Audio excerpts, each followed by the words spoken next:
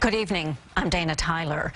Chris McLean shut down Times Square in June. You might remember seeing him dancing naked and taunting police on top of the TKTS booth for nearly an hour before jumping 3 stories to the ground.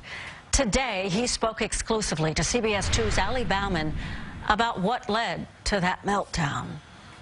Runway model and Columbia University student Chris McLean is used to being in the public eye, but nothing could have prepared him for the gaze of thousands in Times Square during his manic episode of paranoia June 30th, completely naked. All of a sudden, I felt that there were tons of evil people and they were all coming to get me and antagonizing me with, looks and actions and behaviors. Now that he has been diagnosed with bipolar disorder, McLean is trying to make sense of his own actions. He remembers everything that day and walked me through those painstaking hours of terror. I felt so alone and so scared, but I didn't want to involve my family in it because I thought that they would get hurt. McLean was walking to his Hell's Kitchen apartment early that morning after a night sleeping on the streets. Singing to soothe his own anxiety, McLean felt advertisements were urging him to strip and run up the TKTS booth stairs, where he tried cleaning up the litter. There's no garbage can here, so I just started to eat the gum, pick up all the pieces and eat it, and then I ate the cigarette butts, and it came this big ball,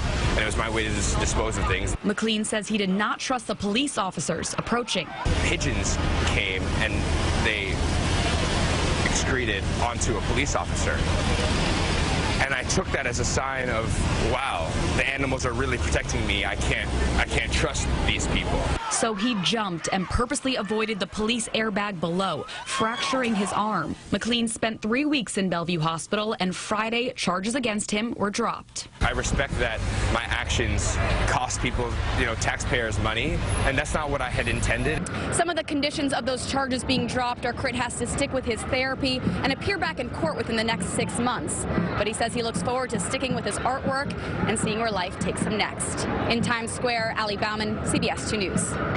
CBS 2's Dr. Max Gomez joining us now to talk more about some of the symptoms Chris McLean described associated with bipolar disorder. Max? Well, Dana, bipolar disorder used to be called manic depression, but not everyone has these kinds of severe manic episodes, which can be hard to distinguish from a psychotic event due to schizophrenia.